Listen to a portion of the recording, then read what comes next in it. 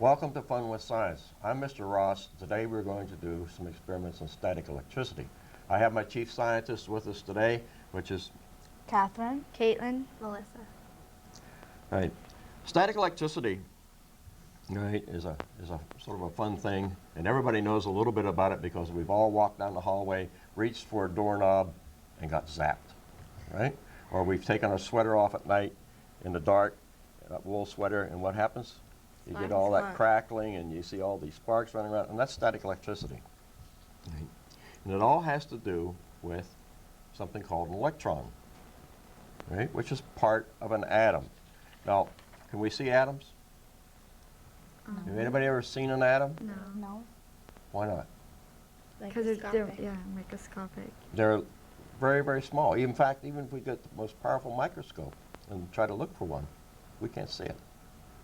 So how do we know what it does? Anybody have an idea? No. We guess? Because, like... We guess. That's what we do. Yeah. We're really guessing, right?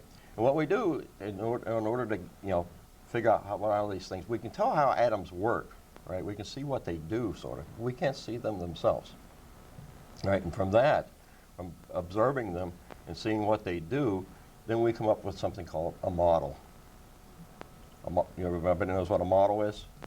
It's one of those good-looking girls out there with her hair all combed and all fixed up, right, and the makeup on. No. No. How about a little model car? Yeah. What is it? What does a little model car do? It sort of represents a real car, Yeah. right? It's to look at. It's to look at, and we take the wheels turn, just like on the real car. Some doors might open. Or Some of the doors might open. The If we hood. get something real fancy, the headlights might come on, right? We can wind them up, take the place of a motor and let them run them down. That's a model. All right, and we could take that model and we could sort of explain how a car works, right? Well, what we do is for the atom, we can't see atoms, right? And a lot of these things in science that we can't see, we build models. Sit down, and the model we use most often for an atom looks like this. It looks like the solar system, right? And it was put together. The guy built this model, Niels Bohr, right? So this is called the Bohr model, and he did it about 1915. And it's one of the most common ones used.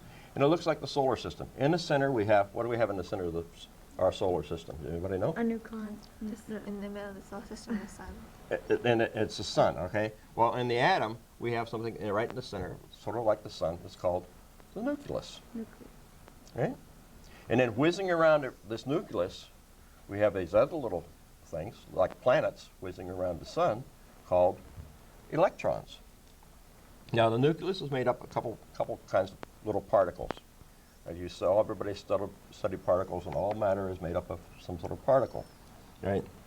And we have some blue particles, which are called protons, and we have some red particles right in the center that make up this nucleus called neutrons.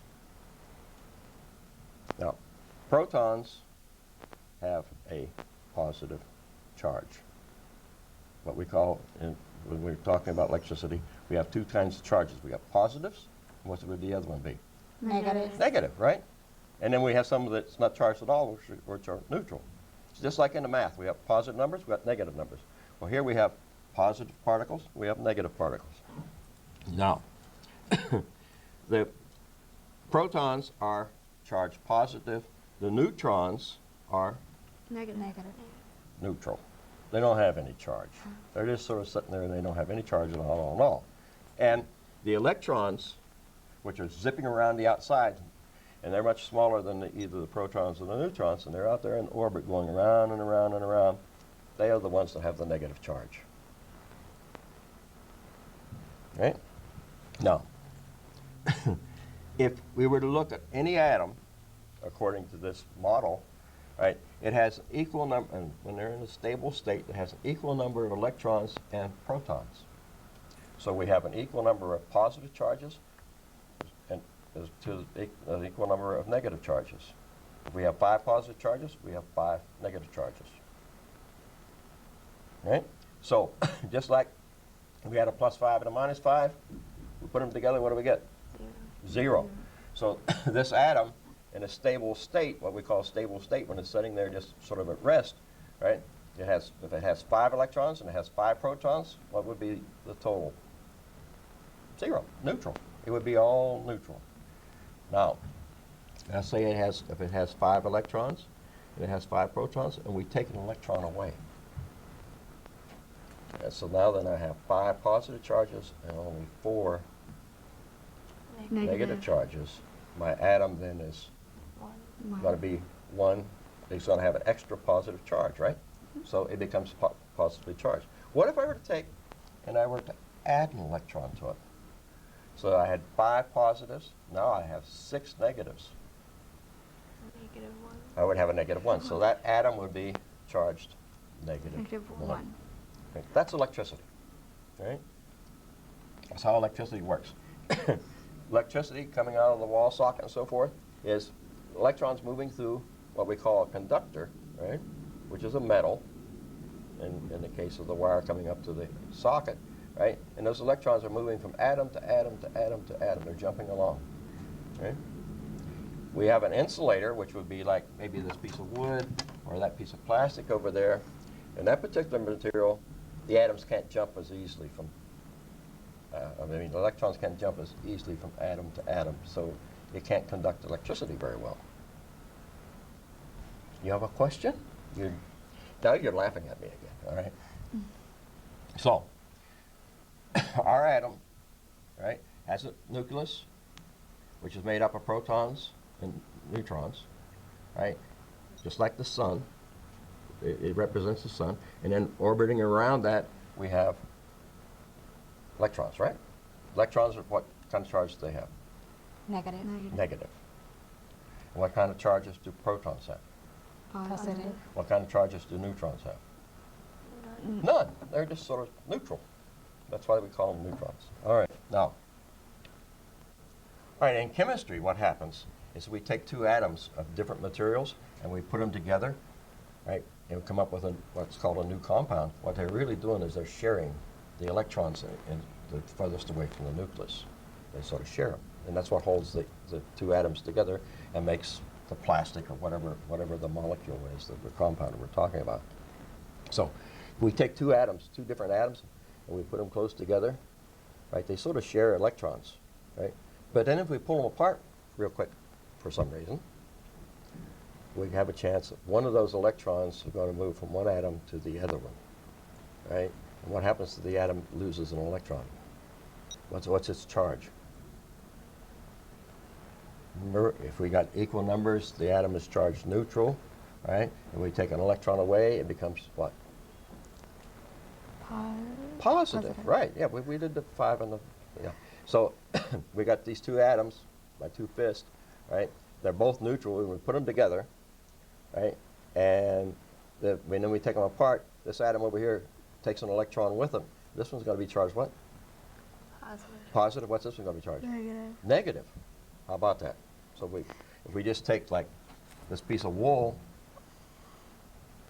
old sweater, and I take it down and I put it on that balloon, and I take it off, right? If there are some atoms in here that I got very close to the atoms in that piece of plastic, and when I pulled them apart, There would have been static electricity.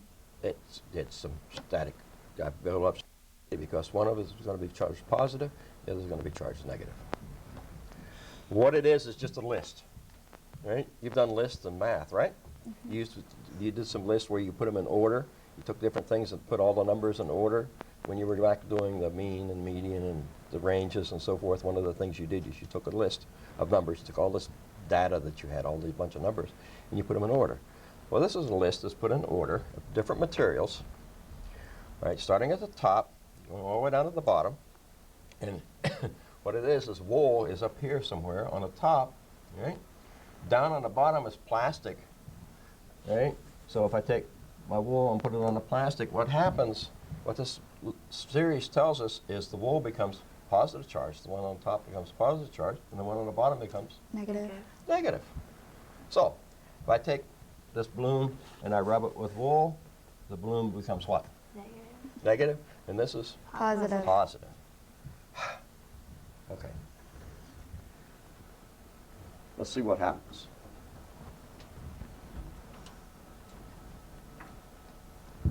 Two balloons. You got the important part to do. You're going to have to hold those. Hold them down a little bit if you can. Okay? What I'm going to do is I'm going to rub these two balloons. All right? Both of them with wool. The wool becomes what? Positive. Positive. What about the two balloons? Negative. They're negative, right? Put them out here like this, what happens? They're separating They're separating Okay. from Each other. from each Yeah. other. Wonder why that is. the electricity. Because opposites attract. Because the Oh. opposites attract and likes, right? What's that mean? That's charged negative, and what am I? Positive. I must be positive because you just said opposites attract, so that balloon is tracked over here to me, and They're not attracted to each other. they're not attracted to each other because they both have the same charge, and they're Charge. repelling one Yes. another. Okay? So, now, why is that? Because we've got some static electricity built up on them, right? Yeah. And what charge are they? What? Negative. They're negative. And my wool was, Positive. and what am I? Positive. I must be positive, right? What are you? You're positive too? Yeah. Okay. Now, how long do you think that's going to last? What did you do? Get zapped? Yeah. Right. That's why we put you in the middle. Now, how long do you think it's going to last? Until the charge goes down. The charge goes down, right? So these charges, we're going to assume that they go down, right? Right. So what we call that is leaking off. And what it is some of the negative charges, electrons, right? That's going to pick up, be given off out into the air, right? And how fast that happens depends upon something called humidity. How hot it is.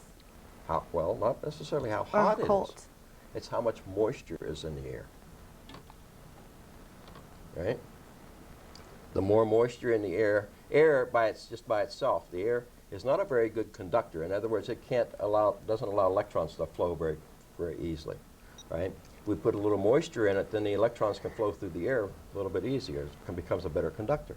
So if air is very dry, and it's not a very good conductor of electricity, doesn't allow those electrons to flow through it very easily, those will stay out there like that for a very long period of time. Right? If you breathe on them, right? When you take in the air, breathe out while you breathe out, you take in all the oxygen that you use and you breathe out carbon dioxide, and what else? Moisture, Moisture. Yeah. right?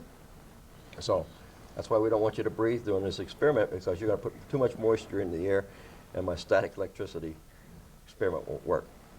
Now, I don't know whether you've ever noticed, but in the wintertime, I'm going to put these back here, we're going to watch them. In the wintertime, what do we notice about static electricity?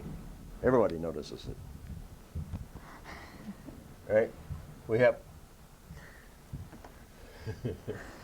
you like this, huh? In the wintertime, static electricity is more noticeable than it is in the summertime. There's Why? more moisture in the air. There's more moisture in the air in the summertime than there is in the wintertime. Wintertime. What happens on the outside, when it cools down and the air starts to condense, the moisture condenses out of it, right? Then we bring it inside and we warm it up, right? And we expand the air again, but it has less moisture. So the humidity inside the building, which we heat, is usually pretty low, right? So there's not very much moisture out there. So all those static electricity experiments that we're going to do work better in the wintertime than they do in the summertime. Okay? Because the charges don't leak off. You're still holding that. Let's put that down. All right. So, what we're going to do is we're going to use something called an electroporous. Right? Very fancy name for something we can call much easier, an electron ferry. You know, everybody knows what a ferry is? Like a Yeah. ferry boat, right? It moves cars back and forth, all right? We're going to have something where we can charge it up, move electrons around. carry them around.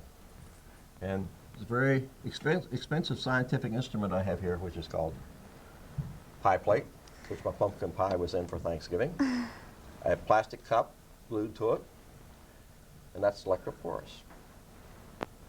Okay? Now, the standard way of doing this experiment, what to do, is we have some styrofoam, my wool again, and I rub it. Now the styrofoam's plastic, right, just like the balloon is plastic. So what's happening? This is The positive and the negative. because of the triboelectric, this is positive and this is negative, right?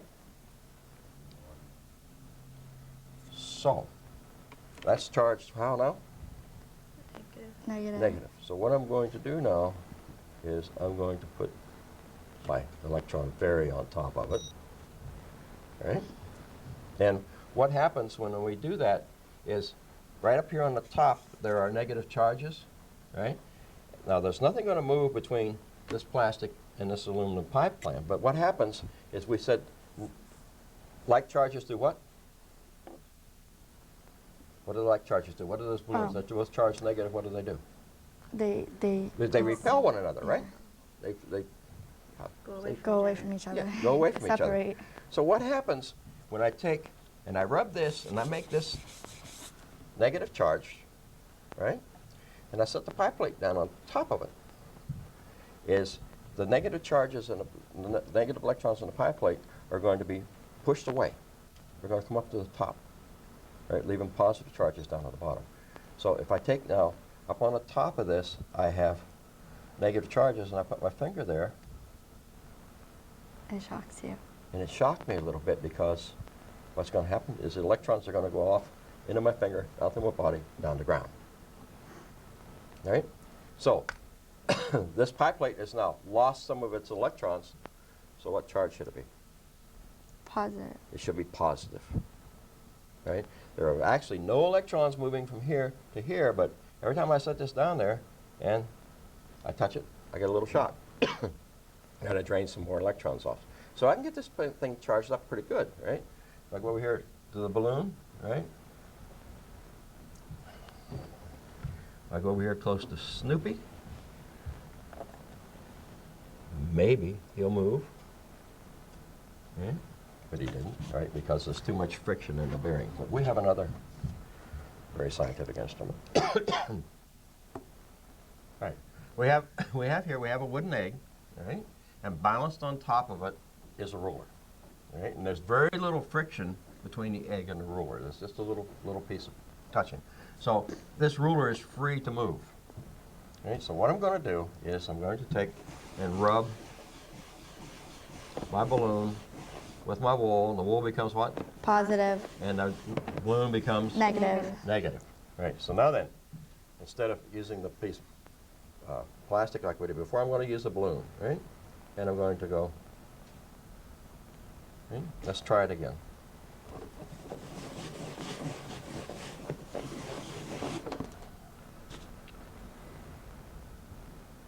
Okay, that should be charged up. Let's see what happens.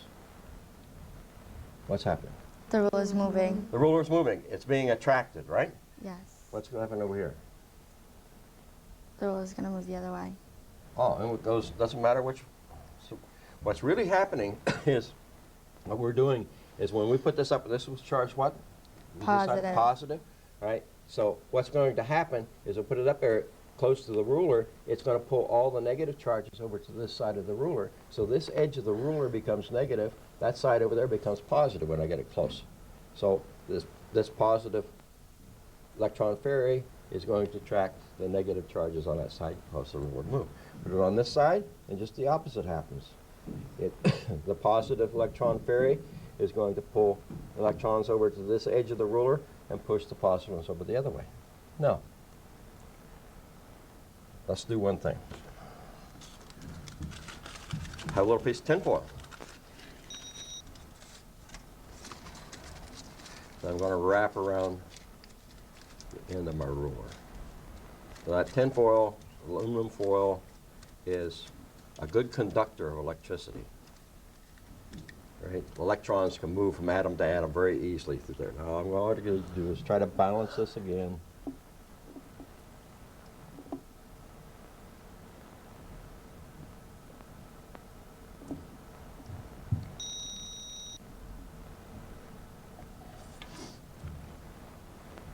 Is it going to stay there? Yes. Magic. Start all over again. I'm going to rub the balloon. You will. Well, What? The Positive. positive. Positive. Negative. Negative. I put my electron ferry up here, touch it. All right, this becomes positively Positive. charged. And now watch see what happens. What's it doing? Subtracting it? Yes. All right. It's All going right. to touch. Now what's it doing? It's going the other way. So what happens is this was positively charged, right? And it attracted the yardstick with aluminum foil until they touched. And as soon as they touched, then some of the electrons from the aluminum foil went into my pie plate, right? So it took some away, but it didn't take enough away to make the pie plate completely negative. Pie plate is still positive. And if I take electrons away from there, what's that become? Positive. Positive. And two positives Make repel, right? Yeah. So what happens is, as long as doesn't have a charge on it, right, the pie plate's going to attract it, right, and it's going to swing in this direction.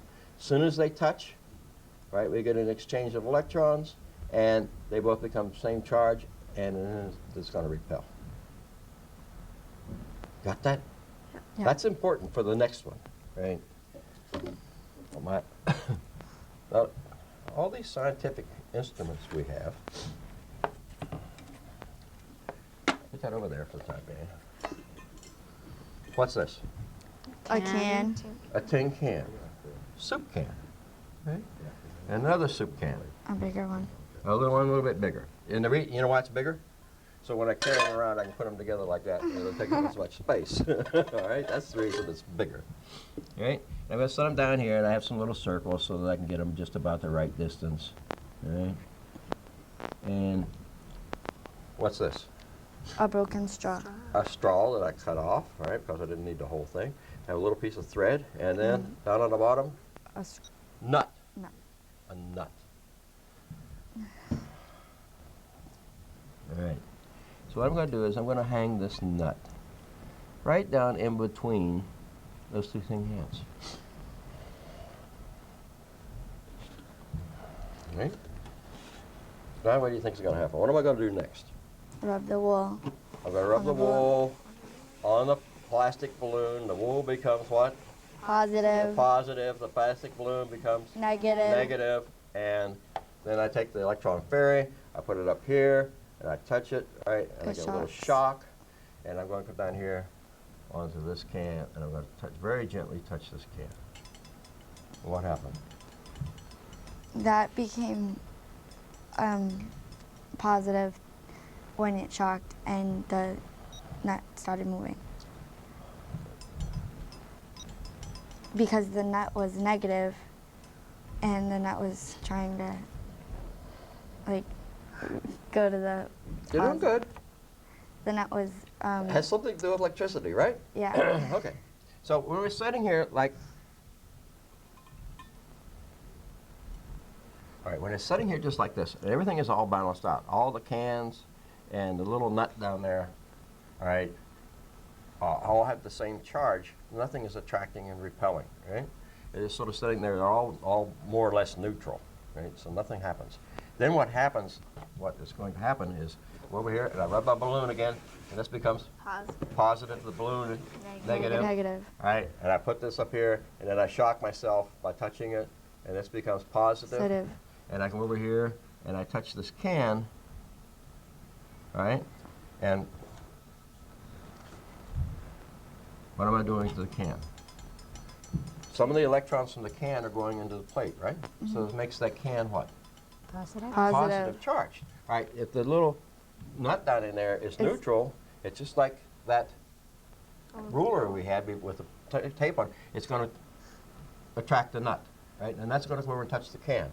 As soon as the nut comes over and touches the can, it's going to pick up some electrons, And go to the other can. and then it's going to become the same charge, and it's going to repel. It's going to go over to the other can. When it goes over to the other can, it's going to lose some electrons, become positive charged, right? Get repelled back and forth, and it's going to sit there and go back and forth, back and forth. And what we're really doing is we're transferring electrons from my electron ferry, right, down to the can, right, to the nut, back over to this can again. Now, if I were to take and touch, we've got them all charged up here, but usually if I just charge one of the cans, it'll start going again, right, because eventually everything will all become charged and it'll become balanced, right? So, static electricity, we notice it more when? What part of the time of the year?